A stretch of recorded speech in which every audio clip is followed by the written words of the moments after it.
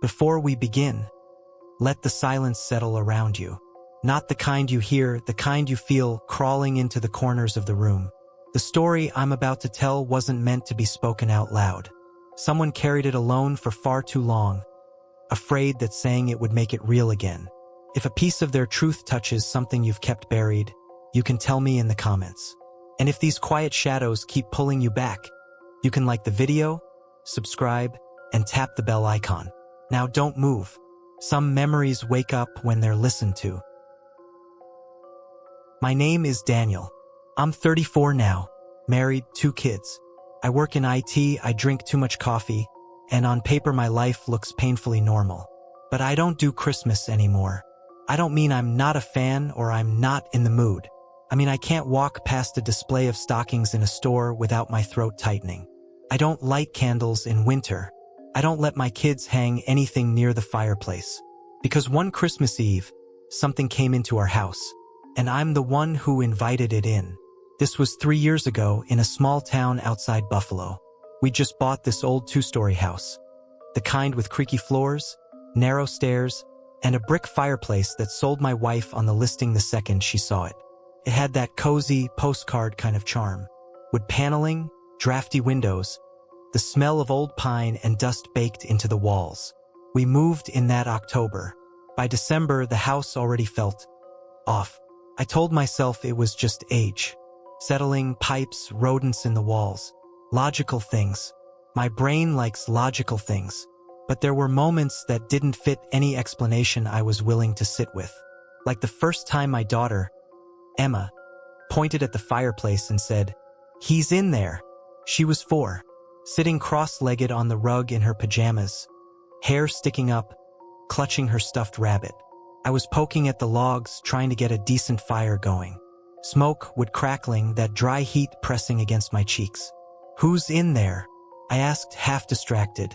"The long man," she said, like it was obvious. "He's stuck." I laughed it off, asked if she meant Santa. She shook her head hard. "Not Santa. He doesn't like Santa." That should have been the first sign something was wrong. Instead, I told myself she'd seen a shadow, or she was repeating something from a cartoon. I didn't want to think about it. We had other stress. Money, my long hours, my wife, Lauren, trying to hold everything together. I didn't have room in my head for anything else. The house took advantage of that. Little things added up. The faint smell of mildew every time the fire went out, like something damp crawling out of the ashes. Stocking hooks on the mantel, sometimes twisted at odd angles, as if someone had tugged on them. The dog would bark at the empty corner near the hearth and then refuse to go into the living room. I ignored it. I told myself I was fine. I wasn't. Christmas Eve, we tried to make it special. Money was tight, so we overcompensated.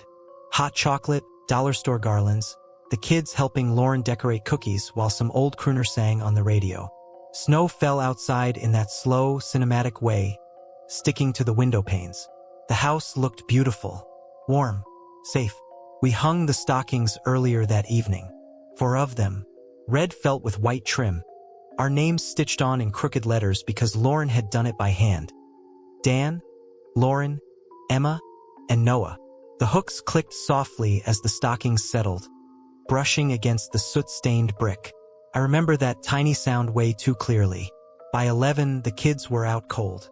Sugar crash. We tucked them in, kissed foreheads, adjusted blankets.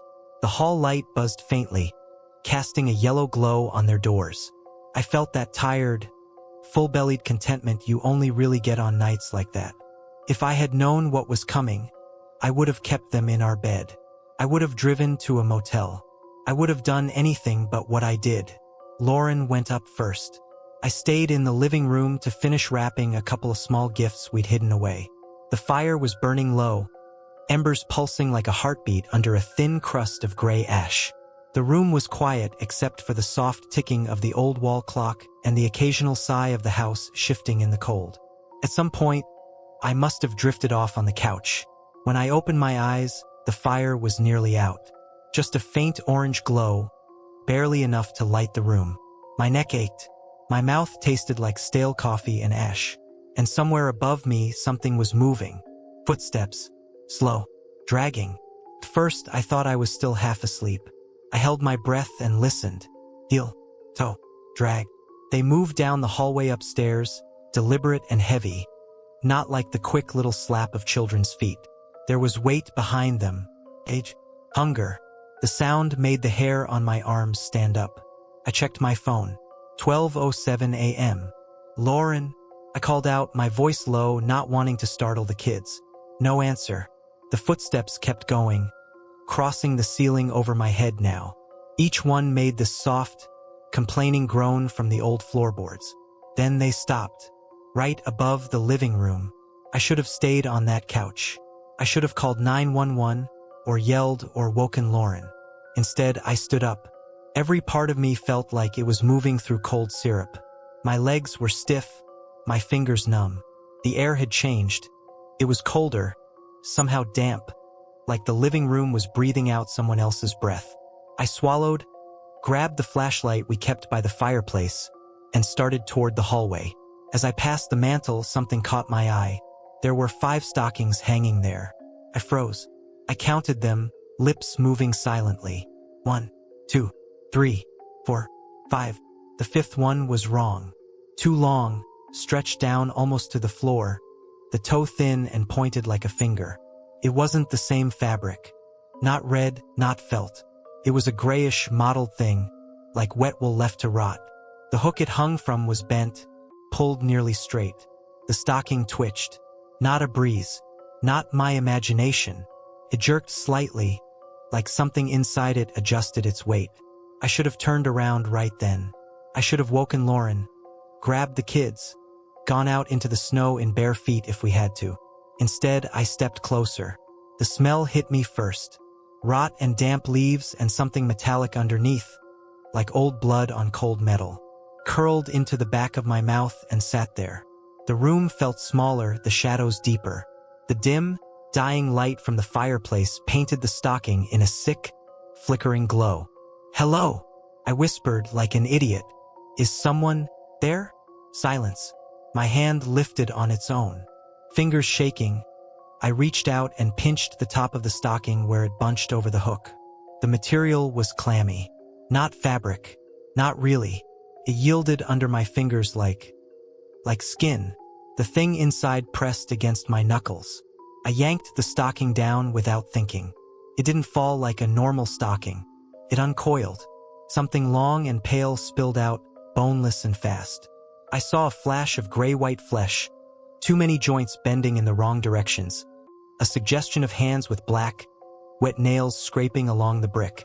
It moved like a centipede, but all wrong, folding and unfolding, hissing as it went. It shot up into the fireplace, scattering ash and embers. A blast of cold, stale air hit me in the face. I stumbled back, coughing, heart slamming against my ribs. The chimney rattled as the thing climbed. I heard it. Nails on brick, a scrabbling rush, a low, wet sound like someone laughing with a throat full of water. Then nothing. The house went quiet. "Dan?" Lauren's voice floated weakly from upstairs a few seconds later. "What was that?" Log shifted. I called back, my own voice shaking. "Fire popped. It's fine." I lied because I needed it to be fine. I smothered what was left of the fire, hands moving on autopilot. Ash on my fingers, soot under my nails, the stink of that thing still clinging to the back of my throat. I stared up into the dark mouth of the chimney for a long moment, listening. Nothing. I told myself it was an animal. A raccoon, maybe. Possum. Something that had gotten in from the roof, freaked out, ran. I clung to that thought like a lifeline. By the time I made it upstairs, the hallway felt wrong. Too narrow. Too cold. The light at the end was off, even though I was sure we'd left it on. The old runner rug under my feet was icy. I could hear the soft, steady breathing of my kids through their doors as I passed, and for a second that grounded me. Our bedroom door was cracked open. A thin strip of pale light slid across the hall carpet.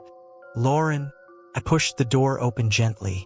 She was asleep, sprawled on her side, blankets tangled around her legs, hair spilling over the pillow. The bedside lamp was on low. Our window above the headboard was fogged with condensation from the cold outside and our body heat inside, the glass soft with moisture. And on that fogged glass, someone had written 2 words. "Let me stay." All caps. Finger drawn from the inside. Letters too tall to be from my kids. The streaks were clean against the mist. Beads of water gathered along the lines where a finger had dragged. I just stood there. My brain refused to process it. I looked from the window to my sleeping wife, to the locked door, back to the window.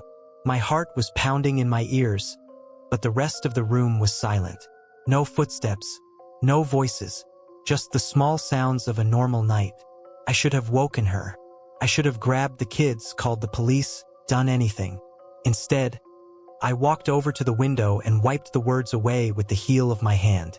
Water smeared under my palm, cold and slick.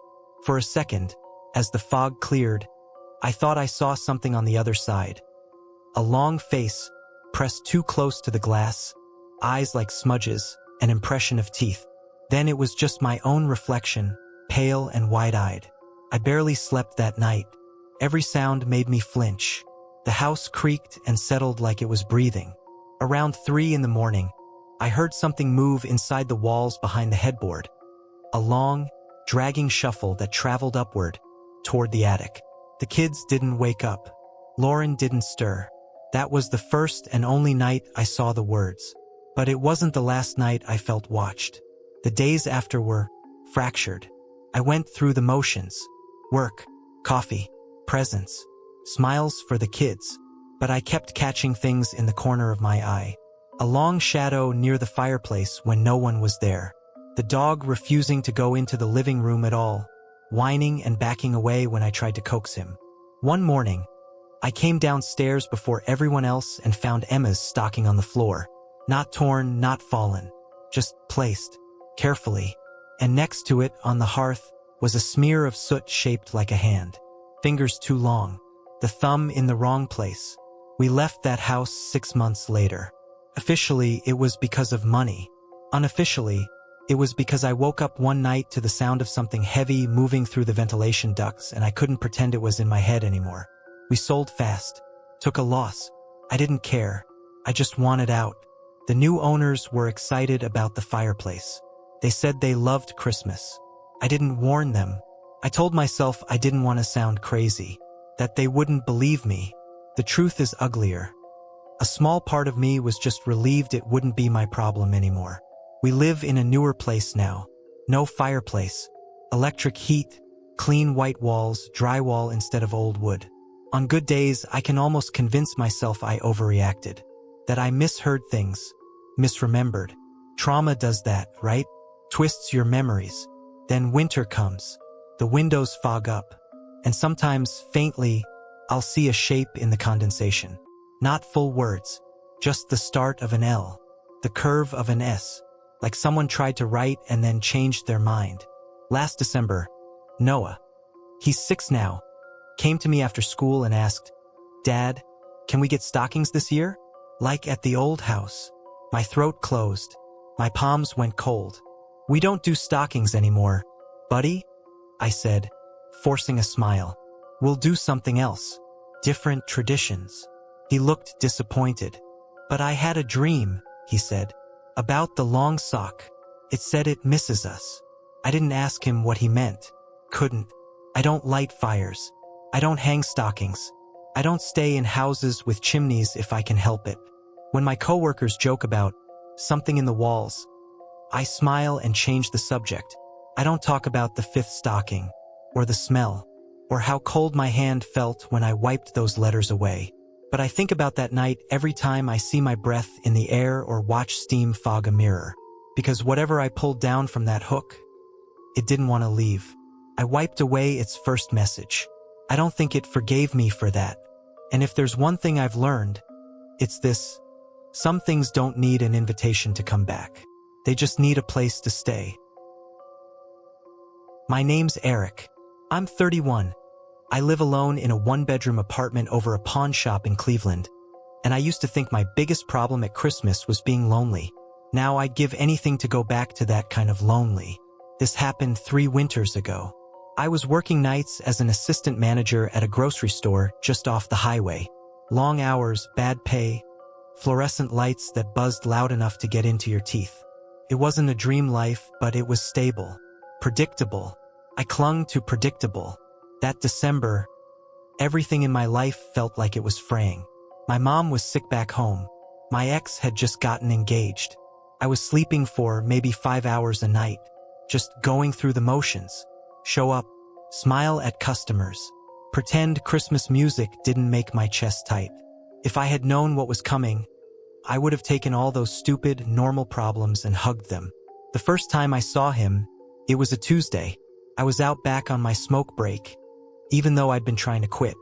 Heavy snow was falling, the kind that swallows sound and leaves the world dim and orange under the parking lot lights.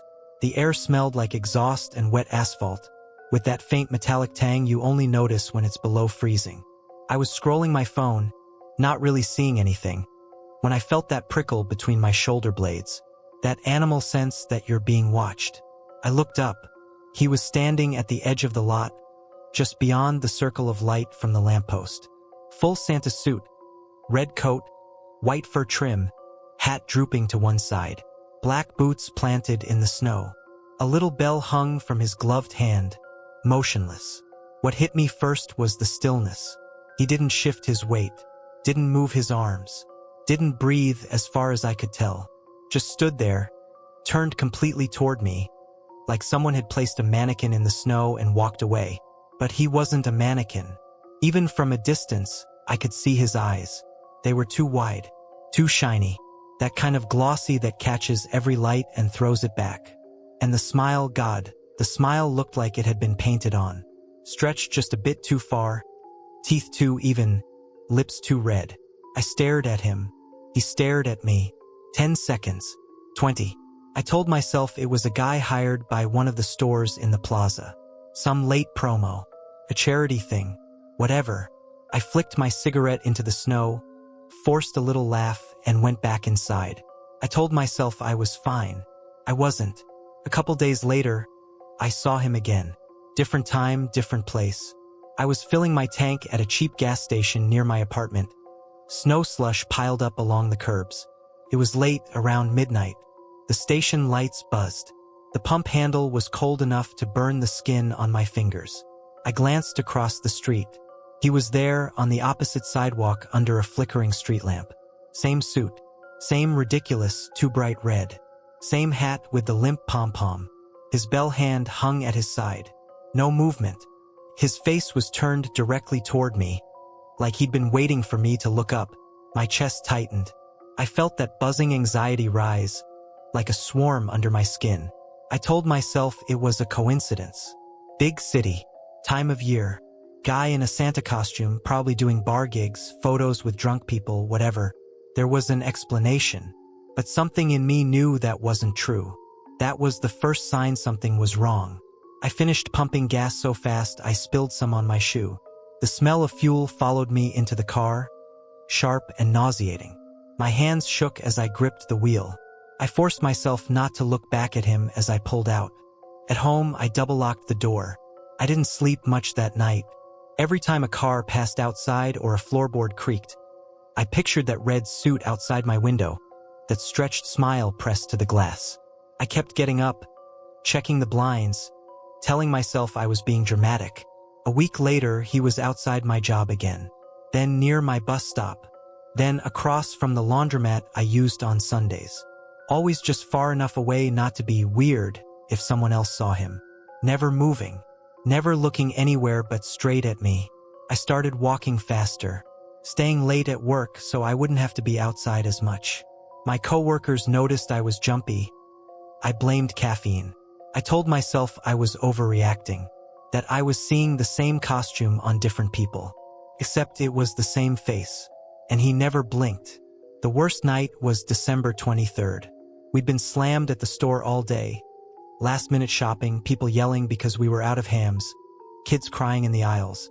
By the time my shift ended, my head was pounding. The store lights seemed too bright, the Christmas music too loud, the air too warm and stale. I clocked out at 11:40 p.m. Outside, the The snow had turned to that fine, needle-like drizzle that soaks through your coat seams. The parking lot was mostly empty. The lot lights cast long, pale cones across the wet pavement. I scanned the edges automatically. I didn't see him. The relief was almost painful. My shoulders dropped. My breath came easier. I told myself I'd been paranoid. That exhaustion had blown everything out of proportion. I got into my car, the seat cold and unwelcoming, started the engine, and pulled out. The drive home should have taken 15 minutes. I don't remember any of it. What I remember is turning onto my street and feeling my stomach lurch. My building was at the far end, a narrow brick thing with a steel front door and busted intercom. Street lamps lined the road, their light hazy in the freezing air. He was standing directly across from my building, closer than he'd ever been. Under the lamp, the red of the suit looked almost black in places, like it was wet or stained. Snow clung to the fabric but didn't seem to melt. The beard hung in stringy clumps, yellowish at the tips, like wet mop threads. The bell in his hand was rusty, dark, not shining. He was facing my building, but I knew he'd seen my car. I knew. My fingers locked around the steering wheel. The wipers squeaked across the glass. My heart hammered so hard it hurt. I should have kept driving, gone to a friend's, a motel, anywhere else. Instead, I parked. I don't know if it was pride, or denial, or that stupid human instinct that says your home is safe just because it's yours. I told myself he's just a guy. If he tries something, I'll call the cops. I'll handle it. I shut off the engine. The sudden silence roared. When I stepped out, the cold slapped me. My breath came out in a ghostly cloud. Gravel crunched under my boots. I could hear the distant hum of a passing car, the soft hiss of sleet on the hood of my car, and bells, soft at first, a little metallic jingle that didn't match the way his hand hung still at his side. I forced myself not to look at him. Keys in hand, head down, I walked toward my building. Every step felt like it took a year. As I passed, I smelled him. Not cologne, not alcohol. It was wrong. Damp fabric, something sour underneath, like old meat left in the back of a fridge. Under that, this faint smell of cold metal and dust, like the inside of a vent that hasn't been opened in years. I didn't look, not until I was at the door, pretending my keys weren't slipping in my sweaty fingers. Then I glanced back. He was closer. He hadn't walked. I didn't hear footsteps, but the distance between us had closed by at least 2 car lengths. He stood just at the edge of the curb now, under a different lamp, that painted-on smile aimed straight at me. His eyes, they weren't right. Up close, I could see they weren't eyes at all. They were flat, glossy, like someone had applied 2 perfect, round, black stickers where his eyes should be.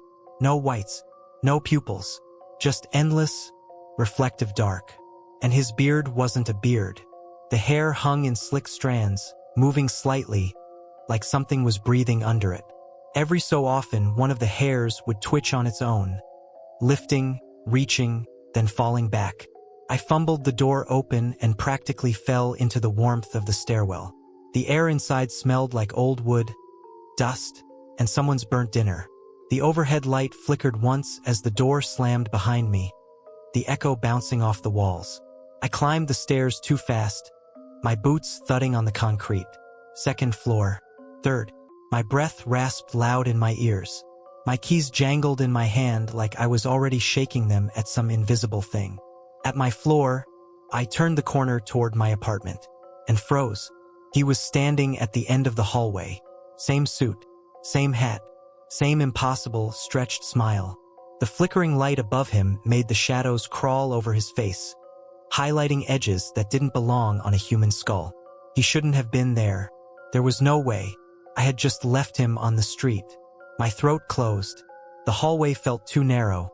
The air suddenly thick and warm, pressing into my skin. My heart started slamming so hard I thought I might pass out. He took a step toward me. The sound his boot made on the floor wasn't right. It wasn't the solid thud of rubber on concrete. It was wet, a dull, sticky smack, like something dragging itself up from a puddle. "Stop," I croaked. because apparently that's the best my brain could come up with. I'll call the police. His head tilted slightly like he was curious. The beard strings swayed, some of them lifting as if sniffing the air. The bell in his hand gave that soft, ugly jingle, even though his arm didn't move. When he spoke, his mouth didn't open in a normal way. It unfolded. The corners pulled back and back and back, wider than a jaw should go. I saw too many teeth, small and uniform, like the inside of a shark's mouth. The sound that came out wasn't a natural voice. It was metal scraping against metal. Rusty hinges wrenching open. A knife dragged across the back of a steel sink. "You've been watched all year," it said. The words weren't right.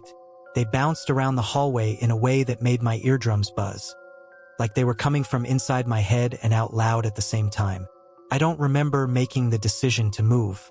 One second I was rooted to the spot. The next I was slamming my shoulder into my apartment door, keys scraping at the lock, vision tunneling. My fingers felt numb, clumsy, like they belonged to someone else. Behind me, the wet boot steps started again. Slow, deliberate, heel, drag, heel, drag. The key finally went in. I twisted so hard the metal bit into my palm. The door swung inward and I fell through, slamming it shut behind me with enough force to rattle the frame. Silence. No pounding on the door. No voice. No jingle of bells. Just my own ragged breathing and the blood roaring in my ears. I slid down the wood until I was sitting on the floor, knees pulled up, hands trembling so hard my teeth were chattering. The apartment was dark and close, smelling like detergent and the faint mildew that never quite went away in the bathroom. I sat there for a long time. At some point, I must have passed out right there on the floor. I woke up to weak daylight coming through the blinds and a pounding headache. For a few minutes, I convinced myself it had been a nightmare, a stress hallucination, panic attack. I told myself my brain had finally snapped under the weight of work and money and family and the holidays. Then I stood up. The first thing I noticed was the cold. Colder than it should have been with the heat on. A damp kind of cold that got into my clothes, clung to my skin. The air tasted stale, like it had been sitting all night in someone else's lungs. I walked into the living room and stopped. There were snowy boot prints on my floor, not on the doormat, not tracked in from the front door. These started in the middle of the room, near the couch, like something had just appeared there. They were big, larger than my own boots. The tread wasn't any pattern I recognized. The edges were wrong, blurry, like the snow hadn't melted, but sunk. The prints led down the hallway, one after another, each one a little less distinct, as if whatever had made them was slowly drying out. Right up to my bedroom door. They stopped there, abruptly, like whatever had been standing outside had just seeped away. My hand shook as I reached for the doorknob. The metal was ice cold. For a second, I thought it might burn my skin. I turned it slowly and pushed the door open. No one was inside, just my unmade bed, the pile of clothes on the chair, the faint smell of my own sweat and laundry detergent. The window was closed, blinds half drawn. Weak winter light leaked around the edges. On the glass, there was no writing, no handprints, but when I stepped closer, the faintest outline appeared as my breath fogged the glass. 2 circles, top center, like eyes, watching. I moved out of that apartment before New Year's. Didn't give a full notice. Lost my deposit. I didn't care. I found a place across town in a newer building with no easy street view of my windows. I stopped working nights, took a pay cut to shift to mornings. I told my boss it was for my mental health. That part was true. I still see guys in Santa suits every December. At malls, on street corners, in parades. Normal guys, laughing, talking to kids, ringing bells. But every time I watch their faces too long. I wait to see if they blink. I can't be around them. My chest starts to tighten. My hands go cold. And all I can think about is that voice in the hallway. You've been watched all year. People laugh when I say I hate Christmas. They think I'm being edgy, or dramatic, or still bitter about a breakup. I don't tell them about the prints on my floor. I don't tell them I sometimes wake up at 3 a.m. convinced there's someone standing just outside my bedroom door, smiling. I don't tell them that last December I found a single rusty bell on my doormat, or that the next morning there was a faint, wet footprint just inside my living room. Even though there was no snow outside, I told myself I was fine. I wasn't. And if you start seeing the same Santa in too many places this year, if you feel eyes on you from under a cheap red hat, if the bells jingle when his hand doesn't move, don't do what I did. Don't go home. Because once he knows where you live, you're not just on a list. You're a tradition. My name is Mark. I'm 38 now, live in a small apartment over a hardware store, and I do most of my shopping online. I haven't set foot in a mall in almost 10 years. I used to love them, you know. Food court smells, holiday crowds, stupid Christmas music looping so much it blurred into background noise. There was something comforting about it. Predictable, bright, ordinary. If I had known what was waiting on the other side of ordinary, I would have stayed home that night. I would have given my family IOUs instead of gifts. I would have taken the jokes, the disappointment, all of it. What happened in that mall still feels like it's sitting in my lungs. This was back when I was 28. I just started a new job at an auto parts warehouse. Money was tight, and I'd left Christmas shopping to the last second. The mall was running one of those midnight madness sales, extended hours, extra discounts, cheap coffee in the food court to keep people buying. It was December 23rd. Snow coming down in wet clumps, the kind that turns to slush as soon as it hits the ground. The air outside smelled like cold exhaust and wet concrete. Inside, it was hot and humid, all trapped breath and fryer grease. I remember the exact feel of it, the way my jacket went from freezing to too warm in the span of a few steps. How my glasses fogged up as soon as I walked in. The automatic doors side shut behind me, and Jingle Bell Rock was already bouncing off the tiled floors. I told myself I'd be in and out in an hour. That was the first lie I told myself that night. I hit the big chain stores first. Toys for my niece, a perfume gift set for my sister, a cheap watch for my dad. Lines snaked around displays, kids were crying and sticky. The smell of cinnamon pretzels and spilled soda mixed with something sharper. Cleaning chemicals, maybe. My feet started to ache. The strap of the plastic bags cut into my fingers. I should have listened to the way my body was already telling me to get out. Instead, I cut through the department store to the toy section to grab one last thing. A remote-controlled car I'd promised my nephew. It was late, pushing close to 11:30 p.m. The mall was still busy, but that frantic energy had died down into something tired and dull. In the toy aisles, it was a different kind of atmosphere. Quieter. The music from the ceiling speakers was muffled under the sounds of mechanical toys and demo buttons. Plastic wheels whirred. Battery-operated trains clicked on tracks. A dozen little plastic Santas lined a shelf, going through their motions. Hips wiggling, arms waving. That tinny ho-ho-ho repeating in cheap speakers. The fluorescent lights up there flickered just a little. Not a full-on horror movie strobe. Just enough that every few seconds there'd be a tiny hiccup in the brightness. I remember thinking, this place feels like it's holding its breath. That's when the first power cut hit. The lights didn't just go out, they died. 1 second everything was blasting bright and loud. The next it was like someone had punched the life out of the building. Darkness swallowed the aisles. The music cut off mid-chorus. The constant background hum of escalators and ventilation and refrigerators just stopped. For a few seconds, there was this heavy, absolute silence. Then the emergency lights kicked in. They came up in dull red bars along the walls and over exits, bathing everything in this low, blood-colored glow. The toys were all dark now, shadows stretching long and warped across the floor. Someone in another aisle let out a nervous laugh. Another person swore softly. The air changed, cooler but somehow thicker. My sweat chilled in an instant. A couple minutes later, the muffled voice of mall security came over the PA, crackling through old speakers. Attention shoppers, we're experiencing a temporary power outage. Please remain calm. For your safety, please stay inside the mall until the generators are fully operational. People groaned. Someone near me said, "You've got to be kidding." A kid started crying. I told myself it was fine. This happens. Big building, bad weather, old wiring. I told myself they'd have it all back on in a few minutes. I told myself I was fine. I wasn't. I stayed in the toy section at first because it felt contained. For walls, familiar stuff, easy to navigate even in the dim red light. I found the car I'd come for and was staring at the box without really seeing it when I heard the first jingle. Not the crisp, bright jingle you get from store Santa bells. This was wrong, slow, off rhythm, like someone had dumped a handful of metal odds and ends into a bag and was dragging it over concrete. Chick, chick, chick. It echoed faintly through the toy department, too far to place, but close enough to feel. I froze, box in hand. Probably someone messing around. I told myself, maybe a bored security guard. Maybe one of those charity Santas heading out a back entrance. Then I heard humming. No, not humming. A voice.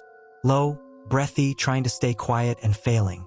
The sound of someone singing under their breath in the next room over. Took me a few seconds to realize it was a Christmas carol. Silent Night. Only it was wrong. Notes out of order, rhythms stretched in the wrong places. Words blurred and broken.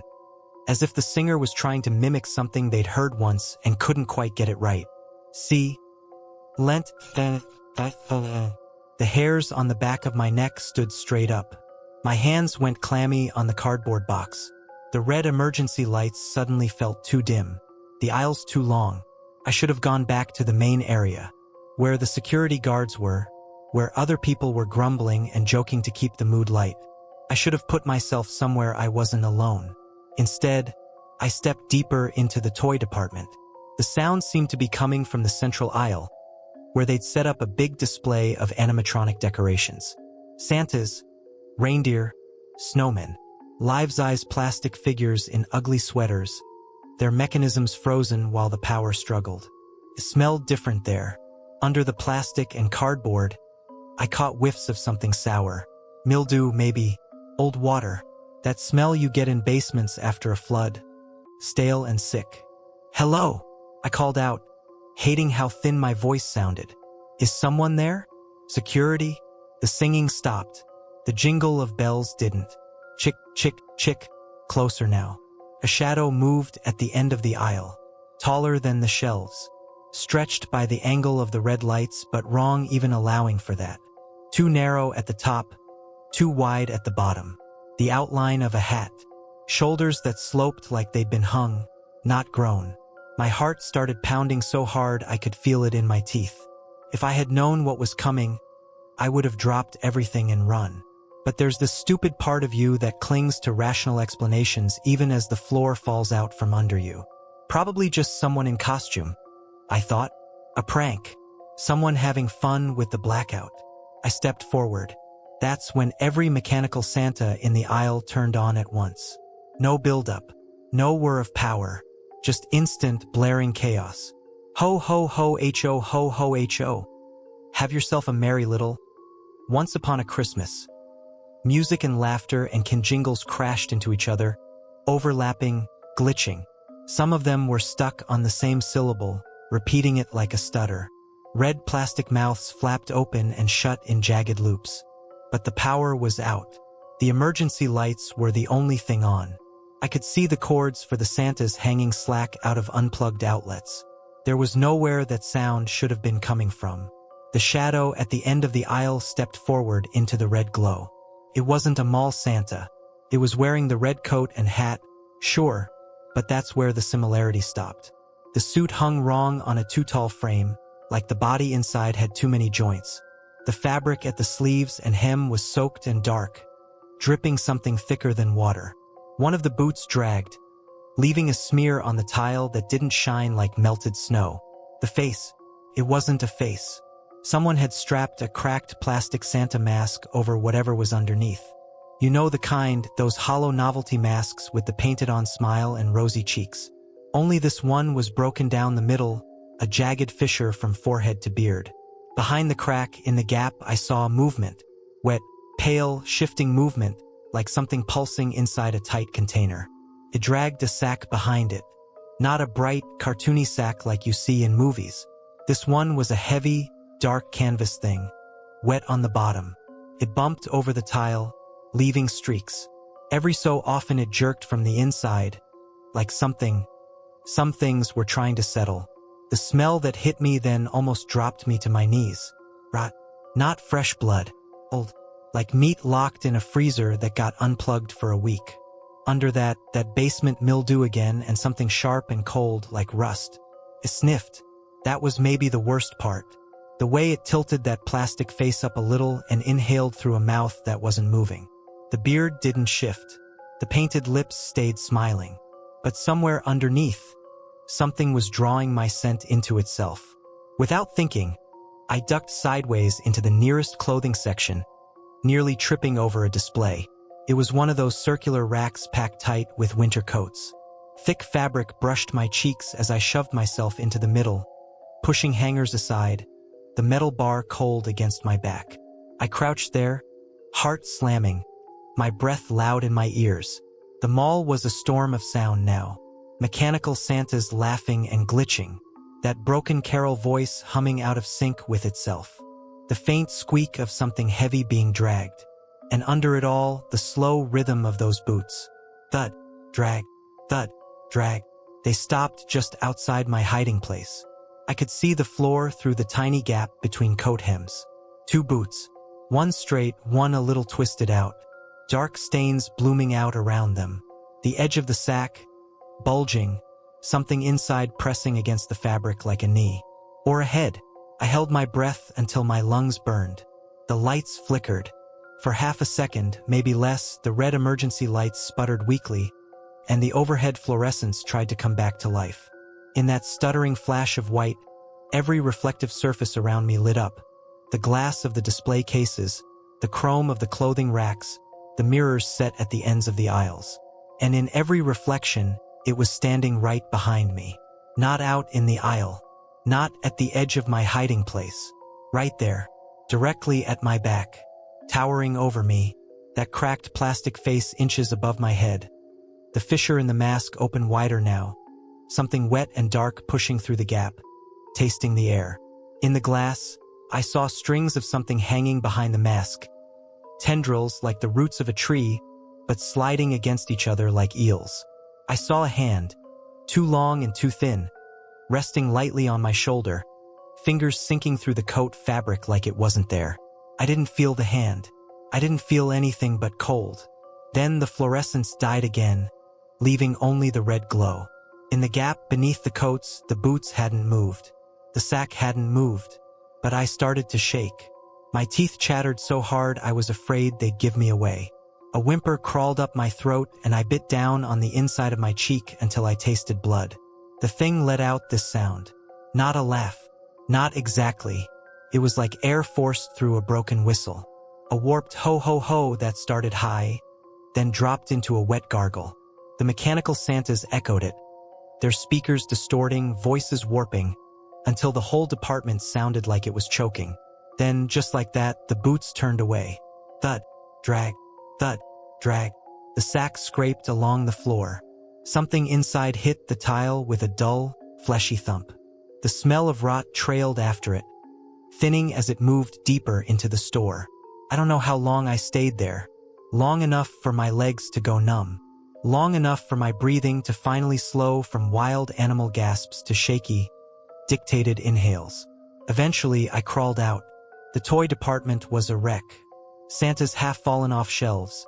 Some of them still twitching, mouths opening and closing silently now. The sound had cut out completely. It was too quiet. My ears rang. Down one of the aisles, near the entrance to the mall corridor, I saw a streak on the floor. Dark, smeared, still damp. There was a security radio lying beside it. The plastic casing was cracked. The antenna bent at an ugly angle. I followed the smear. I don't know why. Curiosity. Shock. That need to put a neat little box around horror so it feels manageable. It led to the fire exit. The door was propped open by something wedged at the bottom. At first, I thought it was a dropped bag. It was a shoe. Still on a foot. They never found the rest of him. That's what I heard later. Anyway, I got out of that mall in a daze, moving with the crowd when the generators finally kicked on and the official evacuation started. Police, ambulances, people angry about lost purchases, complaining about panic attacks, kids with wet faces being shushed. I didn't say anything at first. Not about the mask. Not about the reflections. Not about the voice that scraped its way inside my skull when it hummed. When I finally did try to talk about it, nobody wanted to hear it. Shock, one cop said. Your mind fills in blanks. Hallucination from stress, another person suggested. The mall never made the real story public. They called it a tragic incident involving a member of security during an evacuation. There was some talk about a maintenance worker in a costume. Rumors. That's all people remember. But I remember the smell. I remember the sound of bells being dragged across tile. Every December since then, something small happens. A jingle that doesn't match the music in whatever store I'm in. A Santa decoration that turns its head a fraction of a second too slow. Once, I caught my reflection in a blacked-out shop window, and for a split second I saw a cracked, smiling face standing just over my shoulder. I don't shop late anymore. I don't go into big buildings with no windows. I don't ignore that feeling in my gut when the air goes thick and the lights feel too bright or too dim. And if you ever get stuck in a mall during a storm, if the power goes out and the emergency lights wash everything in red, listen carefully. If the bells you hear are out of rhythm with the song playing, if the carol sounds like someone learning the words for the first time, if the Santas start laughing when they shouldn't, don't hide, run. Because whatever wears that cracked plastic face, it's still shopping, just not for gifts. My name is Caleb. I'm 42. I live in a rental house in Iowa with no trees in the yard and no pictures on the walls. And I flinch when a weatherman says the word blizzard. I wasn't always like that. There was a time I loved winter driving. I know that sounds crazy, but there's a quiet to the highway in heavy snow. The world shrinks down to headlights and white, to just you, the engine, the road. It used to calm me. If I had known what that calm was hiding, I would have parked that truck and never taken another night haul. This happened 10 years ago, December, up near the Minnesota line. I was doing long haul back then, running overnight routes to make a little extra before Christmas. My marriage was already cracking, money was tight, and overtime pay felt like the only thing I was doing right. Dispatch shouldn't have sent me out that night. I shouldn't have agreed. The storm warnings had been crawling along the bottom of the TV all afternoon. Historic accumulation. Whiteout conditions. All the phrases that sound dramatic until you're actually out there. I told myself I'd be fine. I'd driven through bad weather before. That was the first sign something was wrong. How badly I needed to believe that. By the time I hit the state line, the snow was coming down sideways. Fat flakes at first, then needles of ice that slapped the windshield and dissolved into streaks. The wipers couldn't keep up. The world outside the cab was just a tunnel of swirling white in my high beams. Like I was driving through a shaken snow globe. The heater blasted, but there was still that winter chill seeping up from the floor. My fingers were cramped around the wheel, stiff and sore. The engine hummed under my feet, a steady vibration in the soles of my boots. The air in the cab smelled like old coffee, diesel, and wet rubber from my gloves. The CB was quiet. Most of the sensible guys had already parked it for the night. I remember thinking, it's just you, hero. Just you and a couple idiots too proud to pull over. The visibility dropped from bad to almost nothing. My headlights hit a wall of white and bounced back at me. I had to slow to a crawl, following the vague memory of the road more than anything I could actually see. The reflective posts along the shoulder were the only landmarks, ghostly vertical lines that appeared and vanished like teeth. I should have pulled into the last truck stop I passed. Should have bunked down, called my ex, told her I'd be late. Instead, I kept telling myself, just a few more miles, then you can rest. I told myself I was fine. I wasn't. A couple miles past mile marker 217, I saw her. At first, she was just a darker smear in the storm, something breaking up the endless white at the edge of my beams, a shadow on the right shoulder. I squinted, leaned forward, heartbeat ticking up. As I rolled closer, the shadow sharpened. A woman standing half in the road, half in the drift, waving one arm. I hit the brakes, not hard, just enough to slow the rig without sending us into a skid. The ABS chattered under my foot. The trailer shifted behind me, complaining, but held. The truck groaned to a near stop, tires hissing on packed snow. She was right in front of me now, in the wash of my headlights. No hat, no gloves, just a long, dark coat soaked all the way through, clinging to a thin frame. Her hair was plastered to her face in strings.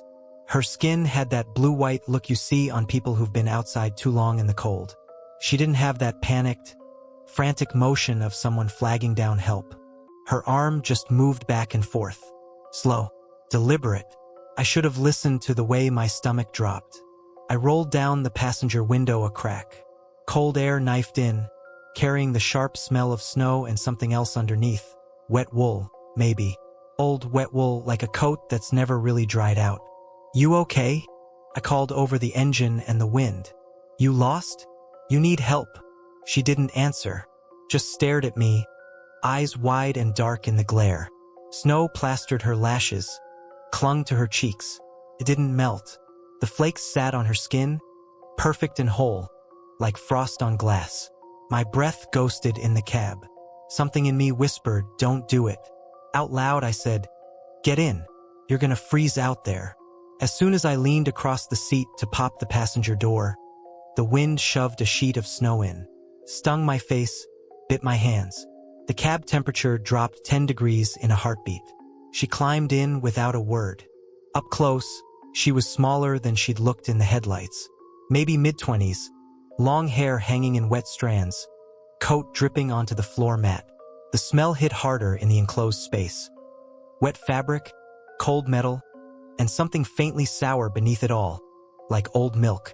I slammed the door, rolled up the window, cranked the heat even higher. "You all right?" I asked again, trying to sound calm. "There's no way you should be out walking in this. Where's your car?" She turned her head toward me, slowly, like every movement was being remembered, not felt. Her eyes weren't unfocused exactly, but there was something distant about them, like she was looking through me at something far away. When she spoke, her voice surprised me. It wasn't croaky or hoarse like I expected. It was soft, smooth, too smooth. "He's coming," she whispered. Not "thank you," not "I'm cold," not "I need a hospital," just that. Every hair on my arms stood up. My fingers went numb on the wheel. "Who?" I tried to laugh. It died in my throat. "Who's coming? Your boyfriend? Someone else out there?" She didn't answer. She just turned her face back toward the windshield and stared into the storm. I told myself she was in shock, that she'd wandered from a crash, that he was some abusive ex or a drunk driver who'd left her for dead. Something human, something I could deal with. I eased the truck back onto the road, tires crunching. The world outside was still nothing but swirling chaos. The wipers squealed across the glass. The heater roared. My pulse thudded in my ears. We drove like that for a few minutes, me hyper-aware of every tiny movement of the wheel. Her, a silent shape at my side, wet clothes steaming faintly in the heat. I could hear her breathing too slow, like each inhale had to be remembered. I kept glancing over, trying not to get caught staring. The snow on her face was still there. It should have melted by then. The cab was warm, hot, even. I could feel sweat starting under my shirt. But the flakes clung to her skin, sharp-edged and perfect. One slid down her cheek without losing its shape, leaving a dry trail behind it instead of water. If I had known what was coming, I think now, I would have put her back on the side of the road and driven away. I didn't. We were maybe 4 miles down from where I'd picked her up when I noticed movement out of the corner of my eye. Something darker in the white. On my side of the windshield, the storm was a constant blur. But on her side, her window, there was a shadow that kept pace with us. At first, I thought it was just a trick of the drifts. Fences, maybe, trees. Then it moved. Not away from us, not toward us. With us. I squinted, leaned forward over the wheel a little. The vibration of the engine hummed up through my arms. The lights bored into the blizzard. And there, just on the edge of the beams, I saw it. A figure in the storm, running beside the truck at highway speed. Not falling behind. not fighting the wind, keeping pace like we were on a track together. Too close, too fast. My mouth went dry. I swallowed hard, tongue thick.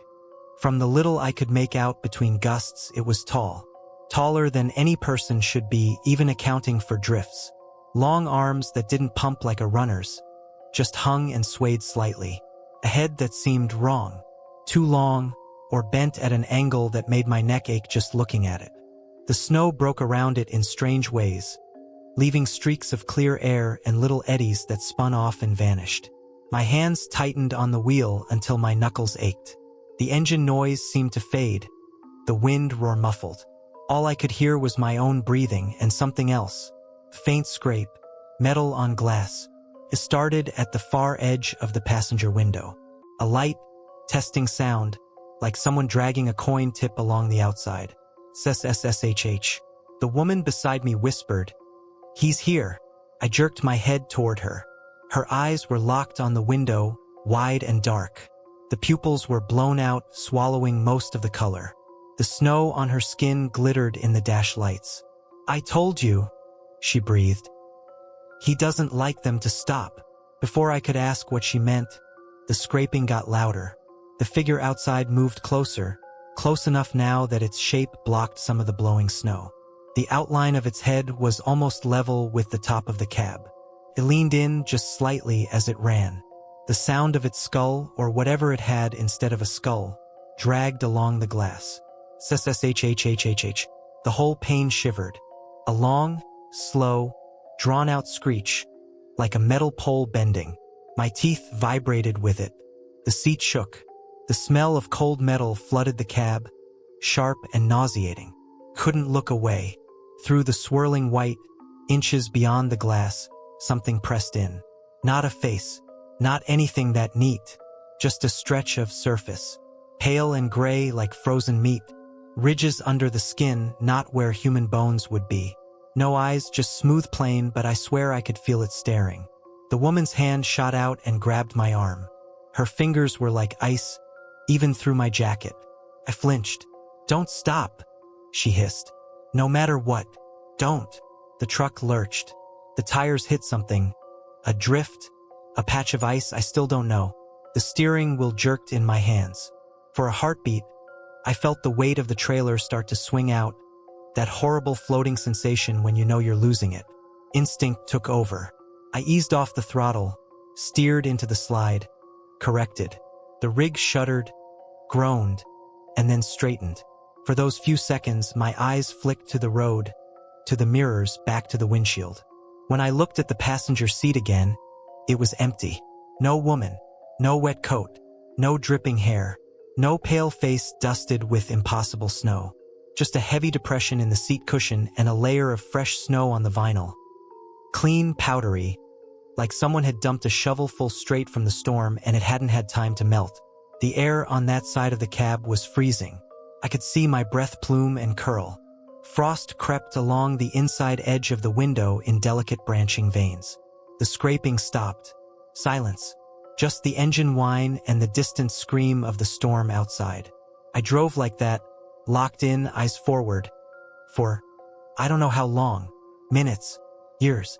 Time lost all meaning. My hands went from numb to burning on the wheel. My jaw ached from clenching. When I finally saw the glow of a truck stop through the storm, a big, smeared halo of light on the horizon, I almost started crying. I pulled in too fast, brakes hissing, trailer grumbling, and somehow got the rig parked. My legs didn't want to work when I climbed down. The wind knifed through my clothes, but I barely felt it. I stumbled inside, past rows of lottery tickets and beef jerky and sad-looking Christmas decorations, straight into the men's room. I threw up in a stall, hands on cold metal, the smell of bleach and urine in my nose, the fluorescent light buzzing overhead. When I finally went back out, a couple other drivers were talking about the storm, the wrecks they'd heard about on the radio. One mentioned a pileup 10 miles back. "Some idiot must have stopped dead in the lane," he said. "Whole line of cars stacked up." My skin crawled. I asked him where. He gave the mile marker where I'd picked her up. I never told them about her. Or about the thing that ran beside my truck? I just nodded, bought a coffee I didn't drink, and sat there in the harsh light, shaking. Years later, I tried to look it up. Old accident reports, forums, urban legend threads. I found mentions of the girl in the storm, a hitchhiker that appears in whiteout conditions, waving frantically, then vanishing from the car. People think she was the victim of a crash or a ghost warning others. No one talks about what's chasing her. No one talks about the thing that doesn't like you to stop. I still drive, but only local now. Daytime runs. No more nights, no more blizzards. If the forecast says heavy snow, I call in sick. People roll their eyes, tell me I'm getting soft. They joke about scary stories and ask if I've seen any ghosts lately. Sometimes, in the winter, when the wind hits my house just right, it makes this long, low scraping sound along the siding. Sshhhhh. My whole body goes rigid. For a second, I'm back in that cab, with frozen breath on one side and something impossible keeping pace with me just beyond the glass. And every now and then, when the snow is coming down hard enough to blur the world into white, I see movement on the side of the road. A small shape, arm raised, waving. I don't slow down anymore. If you ever find yourself in a storm like that, with the world narrowed to your headlights and a figure appearing in the blur, you might think you're doing the right thing by stopping. You might think you're saving someone. Just remember this. You're not the only one who's seen her, and you're not the only thing out there that knows she'll make you stop. My name is Ryan. I'm 29 now, living in a cramped apartment over a nail salon, and I don't put up Christmas trees anymore. I don't mean I'm too busy or I've grown out of it. I mean I can't stand the sight of wrapped presents. Because one year, something used them to get closer. This was when I was 17, still living at home. Suburbs. Split-level house, beige siding, stiff bushes out front, that kind of place. Mom loved Christmas. She went hard every year. Lights on the gutters, garland on the banister, sugar cookies that made the whole house smell like vanilla and burnt edges. We weren't rich, but December always felt full, warm. If I had known what was coming that month, I would have forgotten to bring the tree up from the basement. I would have snapped the fairy lights, pretended they were broken. Anything. Started small. December 1st. I remember because Mom made a big deal about doing it right that year. She dragged me and my little sister, Emma, to the lot, picked a real pine instead of the fake one, made us help with the lights while Dad pretended to care and stayed on the couch. We stayed up late decorating glass baubles, handmade school crafts, the ugly angel my grandma had stitched 30 years back. By the time we were done, the living room was a soft explosion of color. The radiator hissed. The TV murmured some old movie in the background. Pine sap stuck to my fingers. We went to bed around midnight. No presents under the tree. Just the tree skirt, red and wrinkled, like a puddle of fabric blood on the carpet. The next morning, there was a gift. Small, neat, wrapped in plain white paper with a thin red ribbon. Sitting right in the middle of the skirt, like it had always been there. "Nice try," Mom said, giving Dad a look over her coffee mug. "You could have at least waited until closer to Christmas." Dad frowned. "I didn't put that there." Emma giggled and swore it wasn't her. I thought Mom was messing with us. It felt like some Pinterest thing, like she'd read about doing a little surprise a day for December. The tag had my name on it. Black ink. All caps. No from. Inside was a tiny silver bell on a red string. It was cold in my hand. Heavier than it looked. When I shook it, it made this soft, dry chime that sounded like it had to travel a long way to get out. I shrugged. Hooked it on a branch. Didn't think much of it. That was the first sign something was wrong, and I treated it like a party game. December 2nd. There was another gift. Same plain white paper. Same thin red ribbon. Same careful, clean corners. My name again. The package was a little flatter this time, about the size of my palm. I opened it at the kitchen table while Emma shoveled cereal into her mouth and the radio played carols too early for my brain. Inside was a small wooden top. Hand-carved, from the look of it. The wood smelled faintly of something sharp, like varnish and old lemons. There were tiny symbols burnt into the sides, so small I had to squint to see them. They weren't letters. Just little crosses and circles and lines. No note. No love, Santa. Nothing. Seriously, Mom, I said. You can tell me if this is some kind of advent calendar thing. She looked honestly confused. Dad too. He was more interested in the paper, actually. Turned it over, rubbed it between his fingers. Nice wrapping, he said. Too nice for me. We laughed. That nervous. Okay. But really kind of laugh. On December 3rd, the note came. The box was there again when we woke up. Same spot, same paper. I almost rolled my eyes when I saw it. The novelty had worn off. I was more tired than curious. But Emma squealed, dragged it over, shoved it into my hands like I was the main character in some Christmas movie. Open it. It was a candle this time, little white in a glass holder. The wax smelled faintly of pine and something sweeter underneath, like vanilla that had gone a little stale. Tucked under the candle was a folded square of paper. The handwriting was the same as on the tag, black ink, all caps. Neat. The letters were almost too straight, too careful. I see you sleep. I stared at it for a second, my brain skipping over the words, not wanting to process. Is it a joke? Emma asked, craning her neck. What does it say? I crumpled it in my fist before she could read it. Nothing, I lied. Just Merry Christmas or whatever. That was the moment I should have held the note up and made everyone read it. I should have watched their faces, made sure I wasn't the only one feeling that chill slide up my spine. Instead, I shoved the paper into my pocket like it was my problem alone. The gifts kept coming. Every morning like clockwork. New box. Same wrapping. Always with my name. December 4th, a little tin soldier with chipped paint. No note. December 5th. A snow globe with no scene inside. Just clear water and fine white flecks that moved slower than they should when you shook it. The note that time said, I like your room. My skin went cold when I read that one. I was half awake, standing in the half-light of morning, tree lights still blinking because someone had forgotten to turn them off. The house creaked softly around me, settling. The heater kicked on with a low, familiar roar. I looked up at the ceiling, at the line of floor above that separated the living room from my bedroom. I told myself this was some elaborate prank. A friend screwing with me, a weird neighbor. I told myself it was human because the alternative was worse. Mom, seriously? I tried again over dinner, when the house smelled like overcooked chicken and dish soap. You're not putting these there? None of you. She set her fork down, frowned. Ryan, no. Why would I write creepy notes to my own kid? Dad, chewing, said, What notes? I hadn't shown them. Just jokes, I muttered. Forget it. I told myself I was fine. I wasn't. By the second week, the boxes started to feel wrong when I picked them up. They were never heavy, but there was this resistance, like whatever was inside didn't want to be moved. The paper was always cold to the touch, no matter how warm the living room was.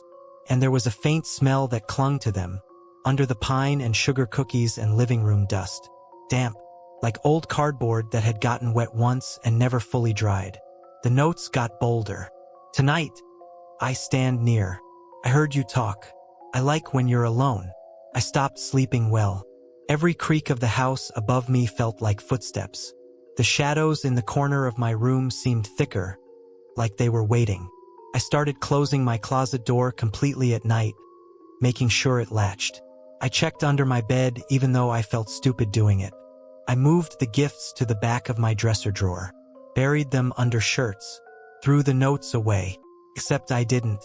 I stuffed them into a shoebox and shoved it under my bed. If I had known what was coming, I tell myself now, I would have burned every single one in the sink. I would have thrown that tree out on the curb and smashed the ornaments.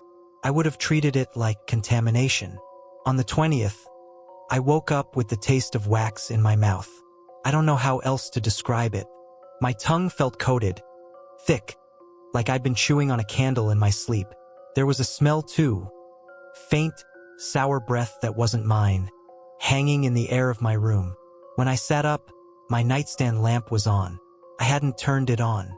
The empty glass candle holder from the third gift sat there, a fine ring of soot around the rim. My window was locked. My door was shut. I didn't tell anyone.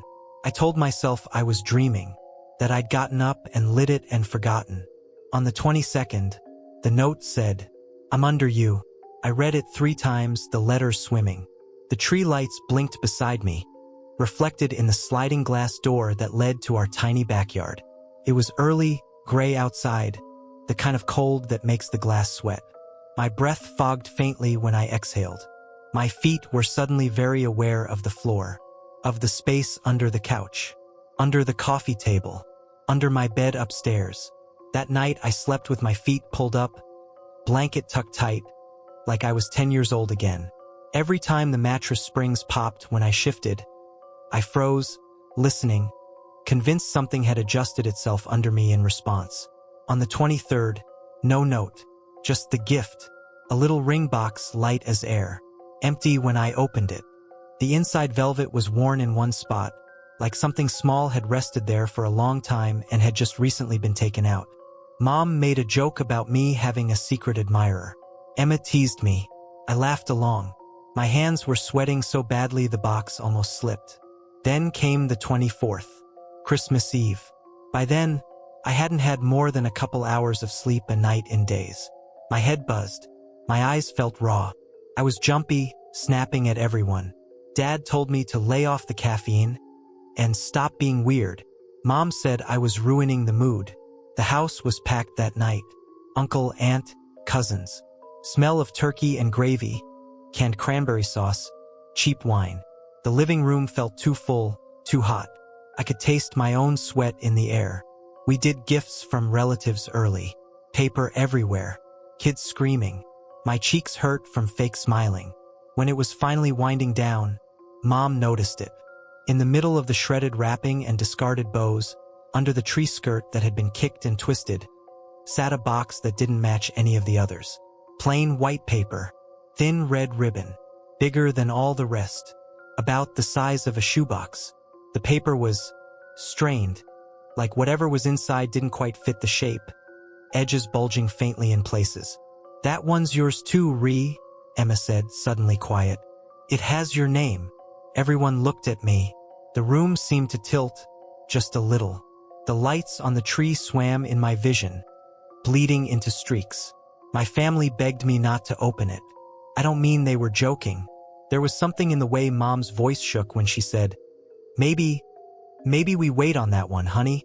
Dad frowned in a way I'd never seen before, like he'd just caught a whiff of something rotting. Even Emma's usual curiosity was gone. She had her arms wrapped around herself, like she was cold. "That wrapping," my uncle muttered. "Where'd you get that?" "That's not." "I have to," I said, and I did. It sounds stupid now, but it felt like the whole month had been building to that moment. Like not opening it would be worse. Like whatever had been creeping closer would just keep going if I didn't look it in the face. My fingers shook as I pulled the ribbon loose. The paper felt damp. Not wet enough to smear, but soft. It stuck a little to the lid when I peeled it back. There was that smell again. Old cardboard, damp cellar, a faint iron tang underneath. The box underneath was plain brown. No brand, no stickers. The room had gone very quiet. I could hear the clock ticking in the kitchen, the hum of the refrigerator, someone's shallow, fast breathing. Mine maybe. I slid the lid off. At first, my brain refused to make sense of what I was seeing. It was small, curled up in the bottom like something that had grown too big for its container and then forced itself to fit anyway. Pale skin, almost translucent, stretched tight over a too thin frame. Limbs folded in on themselves at wrong angles, like a spider that had died and shriveled. It was no bigger than a cat. His hands were the worst. Tiny, human-like fingers tipped with dark, ragged nails, pressed against its own chest like it was hugging itself. The mouth was a line of black thread, crudely stitched through the skin, puckering the lips together. His eyes were closed. I remember thinking, it's dead. It has to be dead. Someone put a dead thing in here. Then it opened its eyes. They weren't right. Too big for the face, taking up most of the upper half. No whites, just a dark, wet surface that caught every light in the room and held it. My breath left me in a sound I didn't recognize. The stitches in its mouth trembled. The skin around them bulged slightly, like something behind them wanted out. One of those tiny hands lifted, clumsy and fragile, and pressed to the side of the box. The sound it made when it spoke shouldn't have been possible through a sewn-shut mouth. Came out soft, almost gentle, a whisper that felt like it went straight into my ear, skipping the air. "You finally let me out," it said. "My name is Mark. I'm 38. I live in a small one-story house at the edge of a subdivision in northern Michigan, and I haven't put up Christmas lights in 3 years.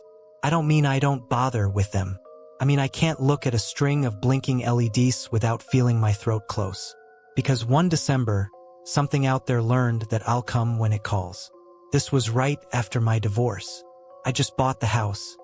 Cheap, slightly crooked, but mine. 2 bedrooms, a sagging back deck, a strip of yard that ended in a line of trees that turned into real woods faster than you'd think. The realtor called it private. The first night I slept there, listening to the wind in those trees, it felt more like cut off. Our subdivision's thing, the one piece of community pride, was Christmas decorations. There were signs at the entrance. Holiday lights contest. People went overboard. Whole roofs outlined. Reindeer on lawns. Synchronized music shows. I wasn't going to enter. I barely had dishes. Then the HOA newsletter showed up, with a line in it that said, "Let's welcome our new neighbor at 1148. We can't wait to see your lights this year." Felt pointed. I was already the divorced guy living alone. I didn't want to be the guy who didn't participate. If I had known what was coming, I would have let them think I was a Grinch and kept my house dark. Instead, I went to the hardware store.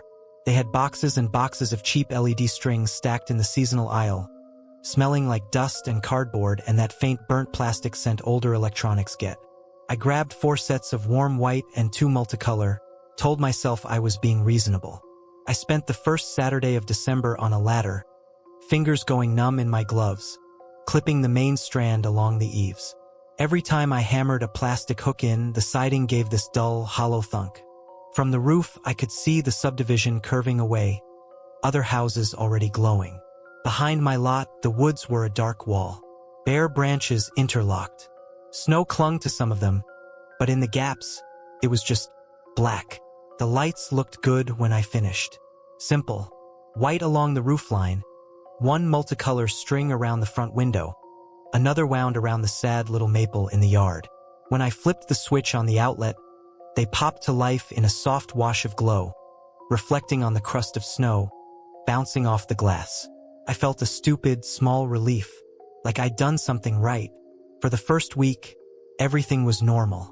I'd come home from the shop, the sky already that deep winter blue, and the lights would be on, timers clicking, house looking more like it belonged. I'd heat something in the microwave, sit at the small kitchen table, listen to the muffled sounds of distant kids and occasional cars. Then the flickering started. It was subtle at first. A quick stutter in the roofline, a hiccup of dark, then back on. I chalked it up to cheap hardware. Snow melt getting into a connection. I told myself I'd check it on the weekend, but it kept happening. And only at night. The lines would flicker, then seem to crawl. Sections going dark and lighting back up in sequence, like something running along the cord. One Tuesday, I stood at the front window with a cup of too strong coffee, watching. The air outside was brutally clear. Breath turned to smoke instantly. The lights buzzed faintly under it all.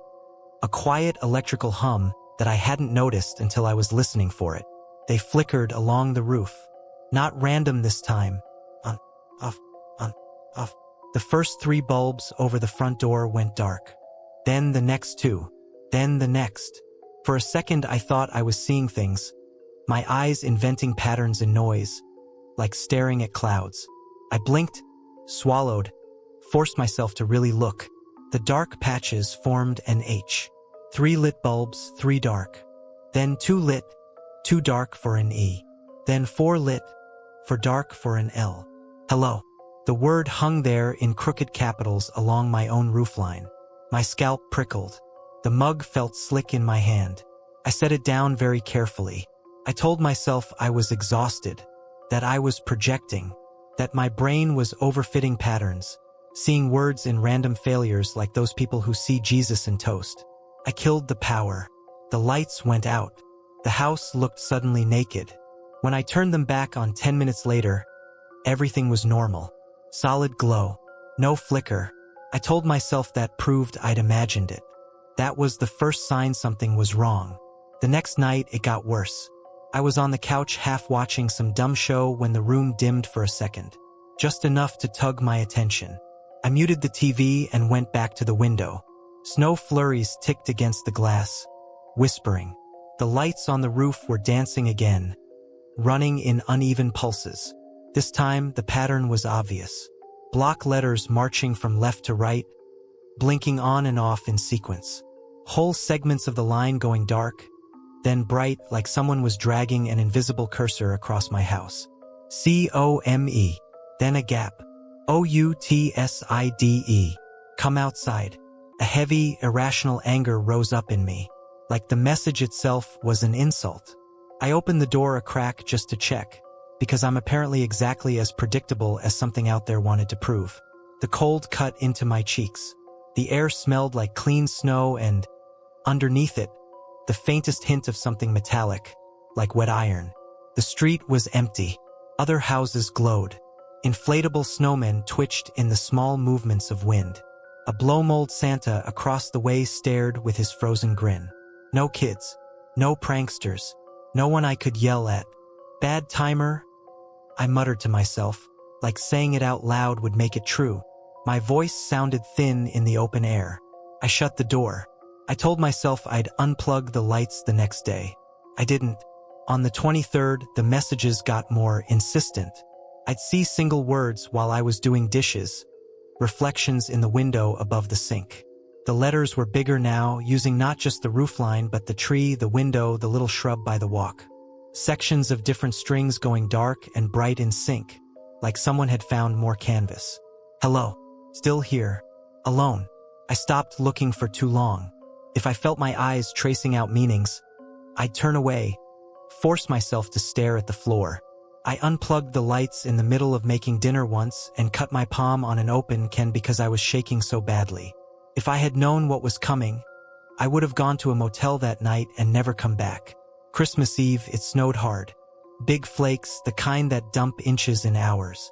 The sky was low and pressing, the world lit by that weird reflected glow you get when every surface is white. The street was almost silent. Everyone huddled inside.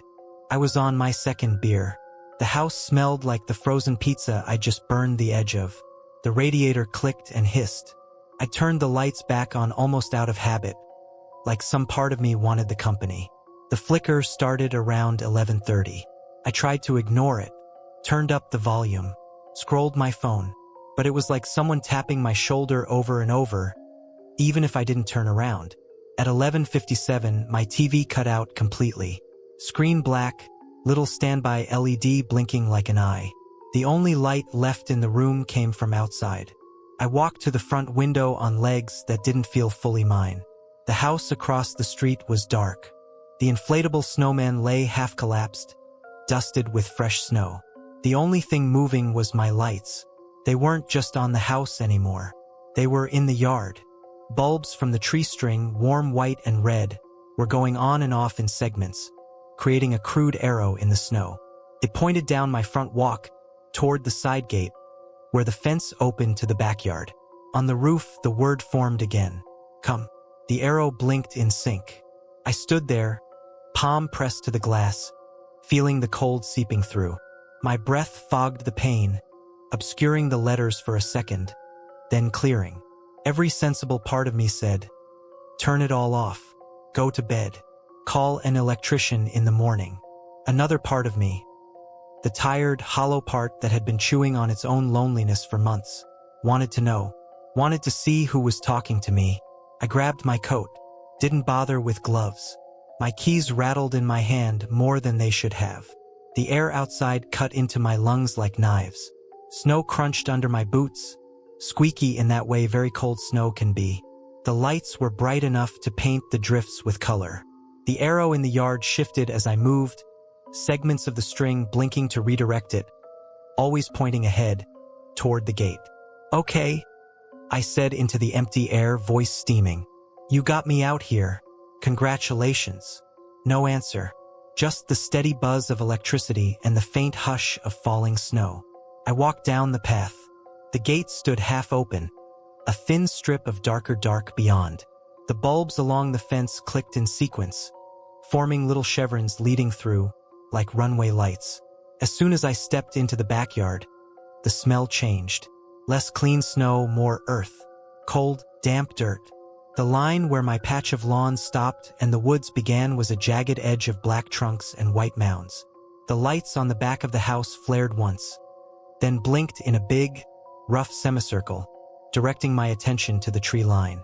There were lights in the woods, too. I hadn't put any there. Small clusters of color glowed faintly between trunks. Reds, greens, whites. They flickered in little ripples, moving deeper into the trees, like something was walking away, holding them and turning back every few steps to make sure I was following.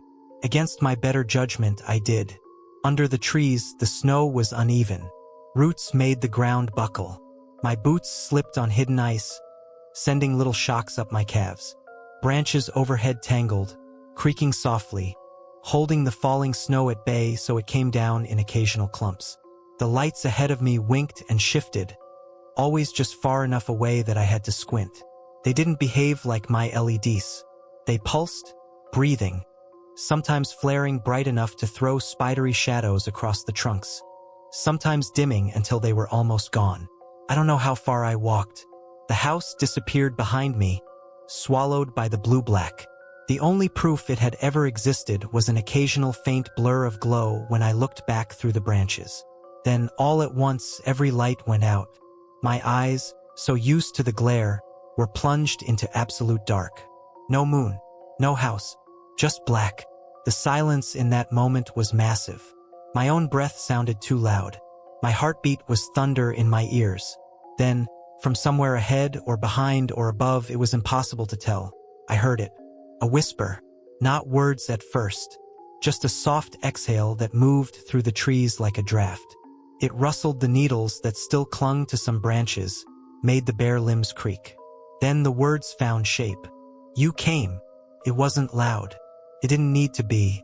The sound seemed to curl right into my ear, bypassing distance. Goosebumps rippled over my arms under the coat. My hands went numb, whether from cold or fear, I couldn't tell. The darkness around me felt thicker, like something had stepped closer. Many somethings. Like the space between the trunks was suddenly occupied. I turned. I couldn't see them, but I felt them. A presence arranged in a loose circle around me, just beyond the reach of my senses, watching. "You came," it said again, the voice slightly different this time, thinner. Then another, overlapping. "He followed." Then another, lower. "We can call him." I ran. Branches whipped my face, stinging. Snow collapsed under my boots, sending me lurching. I couldn't tell if I was going the right way. I just moved, lungs burning, that whispering chorus following, giggling in places, sighing in others. The first light I saw was a single bulb, blue, dangling from a branch at eye level, swinging gently in no wind at all. Then more, little pairs in the dark, then chains, then lines. By the time I stumbled out of the trees, half falling onto my own back lawn, the house was lit up like nothing had ever been wrong. Every strand blazing steady. My chest was heaving. I tasted blood from where I must have bitten my tongue. My jeans were soaked to the knee. The lights along the front of the house blinked once, twice, 3 times, then settled into a new pattern. I could see it from where I stood, breath smoking in the yard. Another message. "Now we know you'll follow." The words crawled across the siding, across the roof, across the tree in the yard, using every bulb like a pixel. My vision blurred. I yanked the main plug out of the outlet, fingers slipping on the cheap plastic. Sparks snapped in the cold air. The house went dark. I didn't sleep that night. I sat at the kitchen table with every light inside on and watched the unplugged strands outside through the window, waiting for them to come to life on their own. They didn't. I took them all down the next morning with numb, shaking hands. Cut some of them with scissors, even though they were unplugged. The brittle plastic insulation snapped under the blades. I threw everything in a contractor bag and drove it straight to the dump. It didn't matter. Now, every December, the world fills up with lights. Office parties, store displays, neighbors' roofs. When I walk home at night, the subdivision pulses with color. Reds, whites, blues, all winking. Sometimes I catch patterns in them. A row on one house, a string across the street, a tree 3 doors down, all flickering in sequence. Not enough that anyone else would notice. Just enough to spell out a word across my vision. Hello. Alone. Come. I keep my eyes on the ground now. If you put up lights this year and they start to do something you can't explain, if they flicker in ways that make your brain think of letters, if they form arrows where there shouldn't be any, don't do what I did. Don't step outside just because something out there asked nicely. Because once you've followed, it doesn't forget you. It just waits for the next time you're willing to walk into the dark. My name is Alex. I'm 27. I live in a small rental house outside Pittsburgh, and I don't keep toys in my bedroom. I don't mean I've grown out of it. I mean I can't handle plastic faces anymore, painted eyes, fixed smiles. Because one Christmas, the thing on my shelf watched me back. This was 2 years ago. I was still living with my older sister, Hannah, while I tried to dig myself out of student loans. 2 adults sharing the same 3-bedroom house, trying to make it feel like we weren't failing at life. Hannah loves Christmas. Not likes. Loves. The type who puts up decorations the day after Halloween. Has matching mugs. Owns way too many throw pillows with stupid sayings like, believe, and Santa. I can explain. I've always been more neutral about it. Cold weather, family expectations, forced cheer. But that year, she was determined to drag me into the spirit.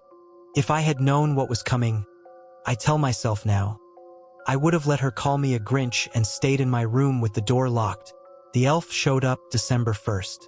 I came home from a late shift at work, fingers numb from scraping ice off the windshield, and there it was on the kitchen counter, perched next to the fruit bowl.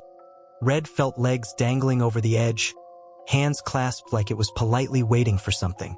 Big blue eyes, pointy hat, that plastic, permanently smirking mouth. What is that? I asked, dropping my bag. The house smelled like leftover garlic pasta and the vanilla candle Hannah was obsessed with.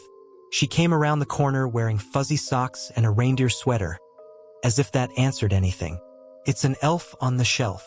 She said it like I should obviously know. I got it on sale. Families use them so the Santa spy watches the kids and reports back. I thought it'd be fun. We don't have kids. She shrugged.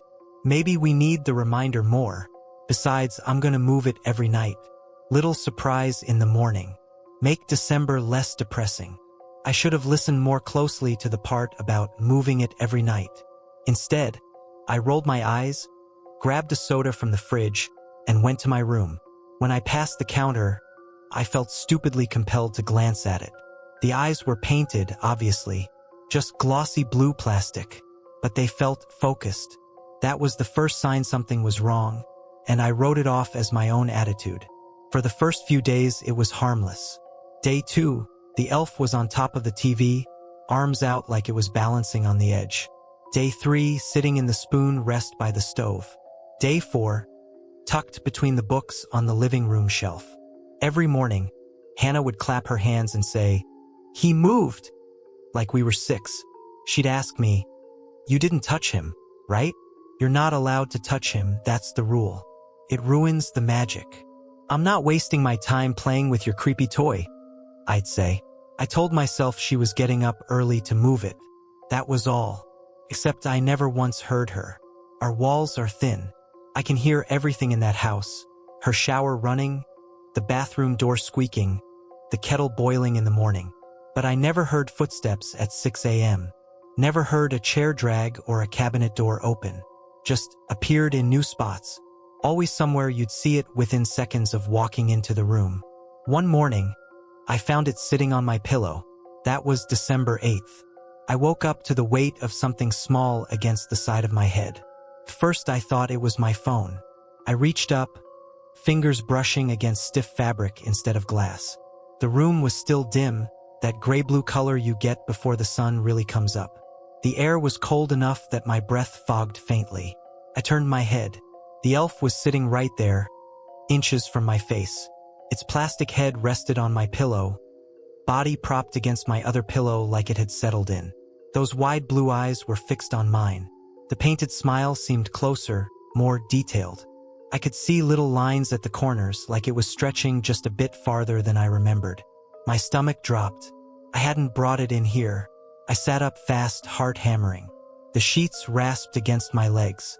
My room smelled like old laundry and the faint citrus of my body spray from the night before. "Hannah!"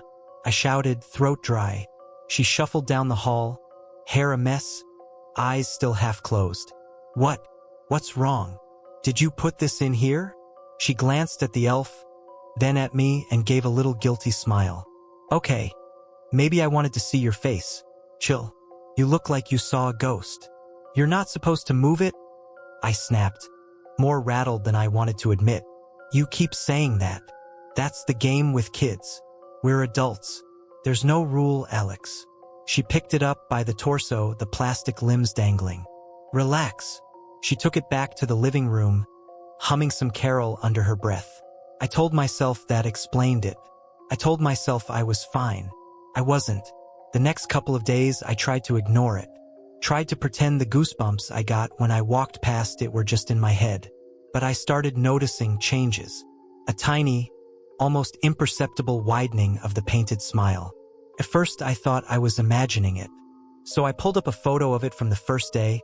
Hannah had posted a "look what I bought" pic on Instagram. Side by side, they weren't the same.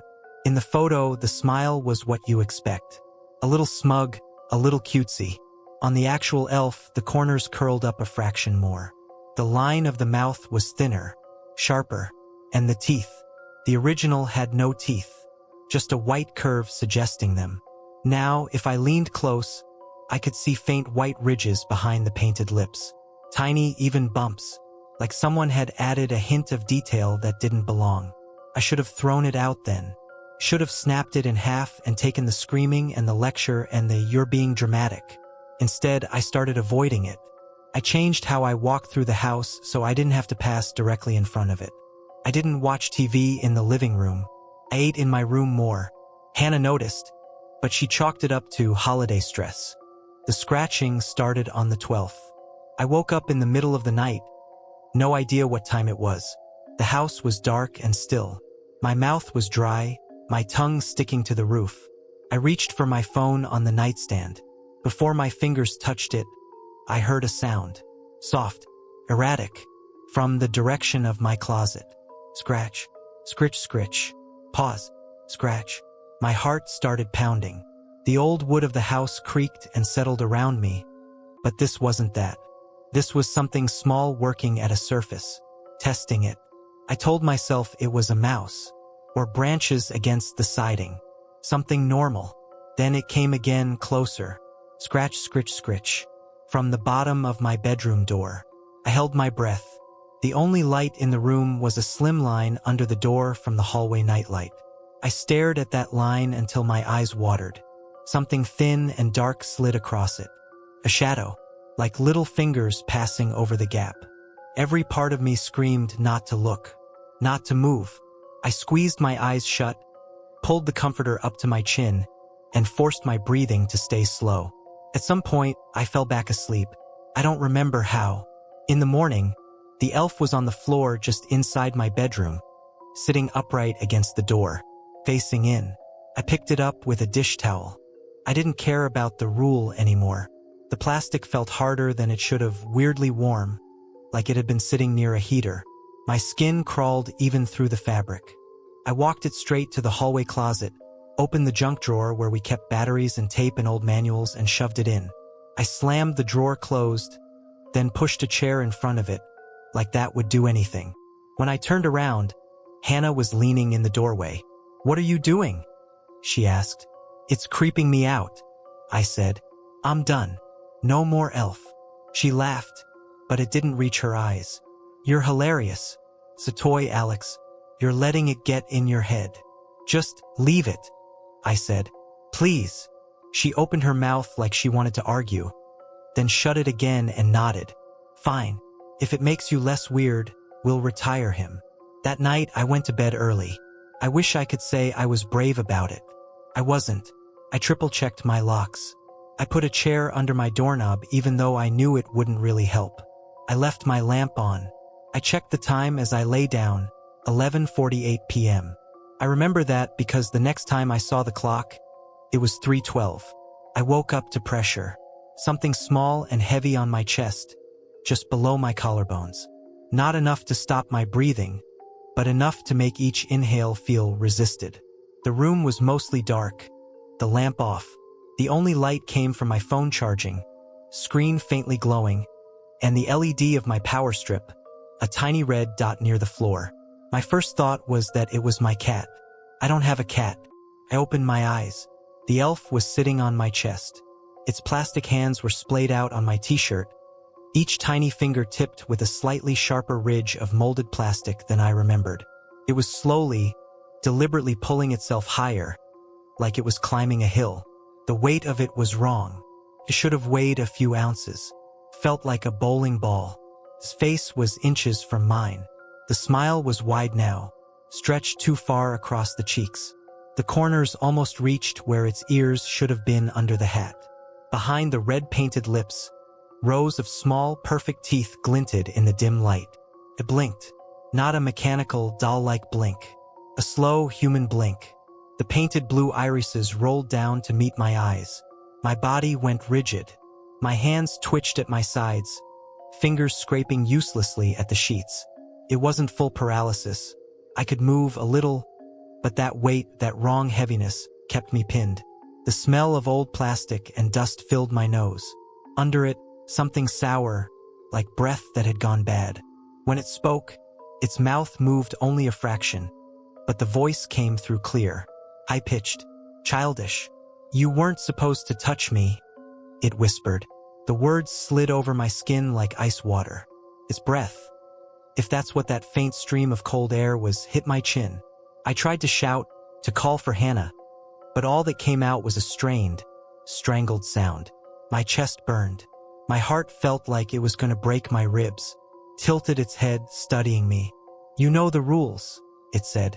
Now I get to play. His fingers dug in. Sharp, plastic points pressing through fabric into skin. Not enough to pierce, just enough to hurt. It started to crawl higher, like it wanted to get to my throat. Something in me snapped. I bucked hard to one side, rolling my whole body. The elf slid, its tiny hands scraping, and thudded onto the mattress beside me. The weight shifted off my lungs. I grabbed it with both hands. His body writhed in my grip. I swear it did. The limbs didn't feel like solid molded plastic anymore. They flexed under my fingers, like something alive was inside a hard shell. I threw it against the wall. It hit with a crack loud enough to make the picture frame above my desk jump. Then it fell to the floor and lay there, limbs askew, head turned at an unnatural angle. The room was suddenly too quiet. My chest heaved. My throat burned. I scrambled off the bed, flicked the lamp on with a shaking hand. Light flooded the room, harsh and yellow. The elf was back to being a toy. No movement, no blinking, just plastic eyes staring up at the ceiling, that awful stretched smile still carved into its face. I didn't sleep the rest of the night. I sat in the corner by the door with my back against the wall, knees pulled up, watching it. The clock crawled from 3:20 to dawn. Shadows shifted outside. Headlights bled across the ceiling once in a while. The house creaked and sighed like nothing had happened. In the morning, it was gone. Just gone. I didn't move it. Hannah swore she didn't either. I emptied the closet drawer, checked under my bed, pulled stuff out from under the dresser, dug through the trash. Nothing. I'm getting rid of it, she said finally, face pale. Maybe I took it out last night and forgot. I'll throw it in the outside bin. Okay? It's not funny anymore. We never found it to throw away. I tried to convince myself it had been a half-waking nightmare. Sleep paralysis mixed with stress, plus too much internet horror. I almost believed that, until I checked my phone. There were 12 new photos in my camera roll, all taken between 2:58 and 3:10 a.m. Every single one was of me, my face in the dark, taken from inches above, like someone was kneeling on my chest holding the phone. Flash off, grainy, but clear enough to see my mouth slack. My eyes rolled partway back. In the last two, my eyes are open, wide, staring straight into the lens. I don't remember that. I deleted the photos. Then I restored them from recently deleted, just to prove to myself they were real.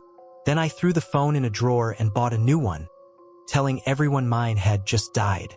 We moved out the next summer. Different houses, different lives. We don't talk about the elf. Not at Christmas, not when we see those things in store aisles. Hannah flinches if she even walks past the display. I still wake up sometimes at 3:12 on the dot. Heart pounding, chest tight, convinced there's a small weight pressing down on me. When I open my eyes, there's nothing there. Usually, last December, a friend sent a group text. A picture of his kids with their elf on the shelf, sitting on the mantel, captioned, "Our little spy is back." It was a normal photo, except in the very corner of the frame, reflected in the black screen of the TV, there was a second elf. Closer, the same sharp smile, the same blue eyes, looking straight at the camera. If you ever bring one of those things into your house and swear it's just for fun, if it starts showing up nearer than you left it, if the rules about don't touch it suddenly feel like they were written to protect you instead of the toy, listen to that feeling. Because some things don't like being handled. They like handling you,